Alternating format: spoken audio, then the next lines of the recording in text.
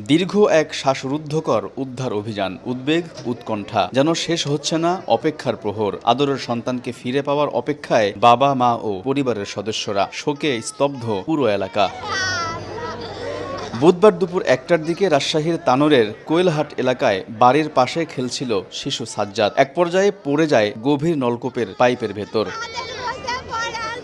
খবর পেয়ে ঘটনাস্থলে পৌঁছে শিশুটিকে উদ্ধার কাজ শুরু করে ফায়ার সার্ভিস। পাইপের ভেতর বিশেষভাবে অক্সিজেন দেওয়ার ব্যবস্থা করা হয়। এক্সকেভেটর দিয়ে মাটি সরিয়ে গভীরে প্রবেশের চেষ্টা। তবে গভীর নলকূপের ৩৫ ফুটের অধিক গভীরতায় পৌঁছাতে হিমশিম ফায়ার সার্ভিসের। দীর্ঘ সময় পরও উদ্ধার না হওয়ায় ক্ষোভ স্থানীয়দের। মাও ওখানে ছিল, ওরাও ধরেছিল, ওই খাদের মধ্যে লাড়া টাড়া আসলো, বাচ্চাটা ওখানে গেদার পড়ে গেছে। ভাবেই হোক চেষ্টা করে উদ্ধার করতে হবে, না হলে তো বাচ্চাটা তো মারা যাবে। ফায়ার সার্ভিস বলছে সরু নলকূপের গভীরে পৌঁছানো কষ্টকর, তবুও শিশুটিকে জীবিত উদ্ধারে করছেন সর্বাত্মক চেষ্টা।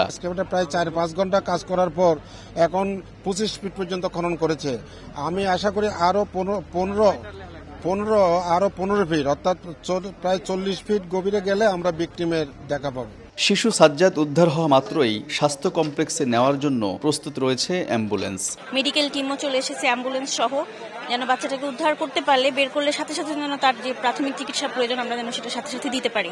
যদি এখানে কোনো আইনের বার্তায় যদি কেউ করে থেকে থাকে তাহলে তো অবশ্যই তার বিরুদ্ধে আইনানুগ ব্যবস্থা নিতে হবে। স্থানীয়রা জানান, সেচ কাজের জন্য বসানো হলেও গত ১ বছর ধরে পরিত্যক্ত ও ঝুঁকিপূর্ণ অবস্থায় পড়েছিল গভীর নলকূপের জায়গাটি। আলতাফ হোসাইন, সময় সংবাদ, রাজশাহী।